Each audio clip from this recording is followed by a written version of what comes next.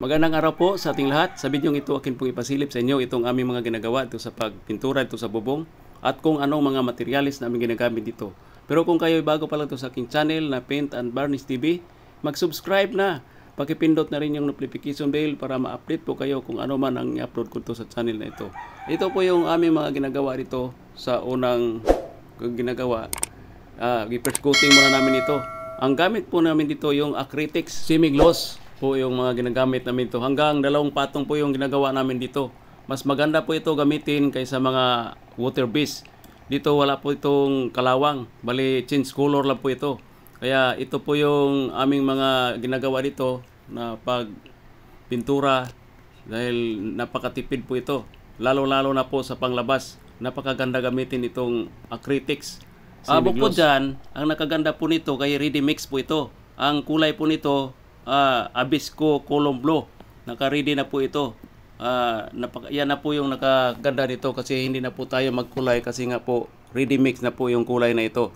Yan po yung kabuhan dito sa ginagawa namin. Paikot po ito hanggang dulo. Pangalawang patong na po ito. Ayan, napakaganda, punong-puno kaagad. Lalo-lalo na po pag mainit ang panahon dito sa bubong, grabe pong init.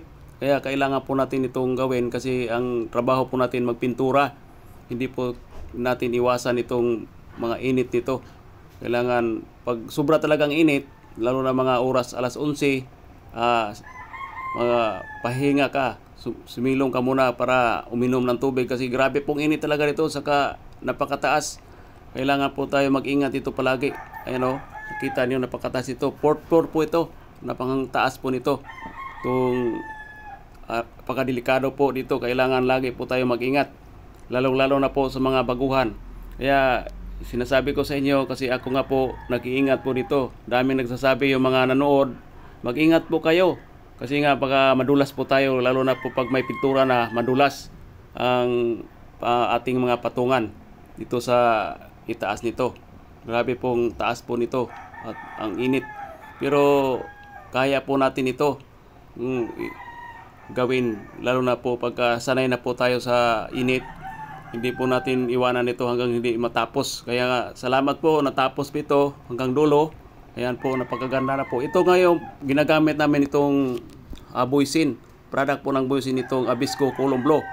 Ang halo lang po nito, acrylics reducer. Yan po yung nakapagaganda nito. Lalo-lalo sa mga yero. Yan, kailangan pag nagtimpla po na tayo nito, tantiyahin po natin.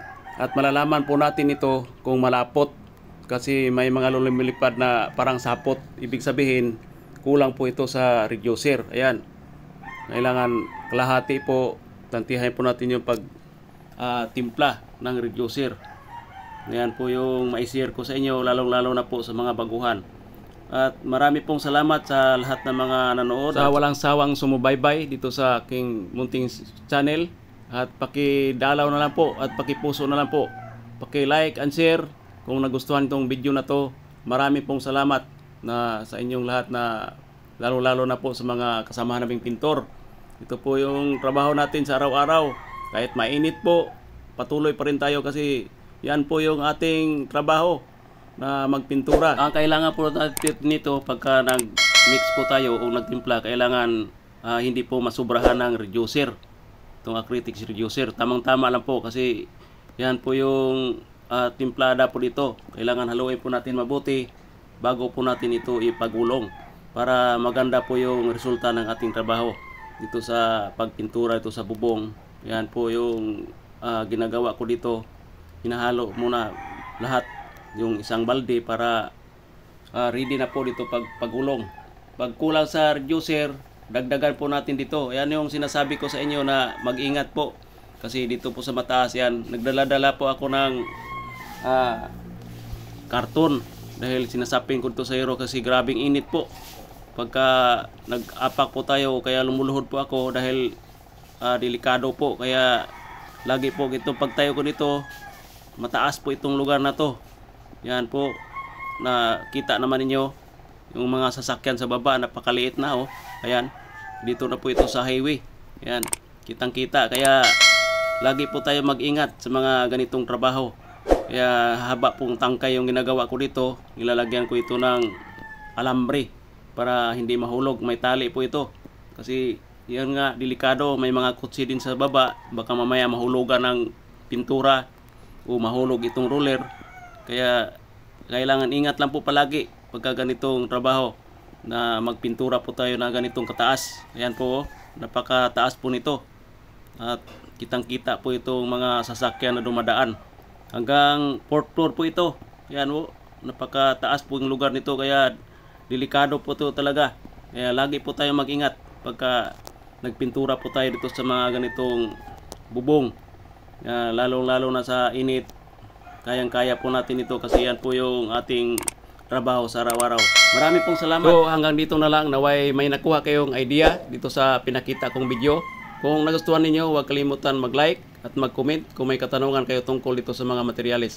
Akin din yan sasagutin sa oras ng break time o kaya pag-uwi sa bahay. Marami pong salamat sa walang sawang sumuporta at sa mga kakilala kong mga pintor o mga kasama na ito po yung aking na-share sa inyo na pagpintura dito sa bubong. At siya nga pala, huwag kalimutan i-follow at i-like yung FB page ko na Paint and Varnish TV. Salamat po!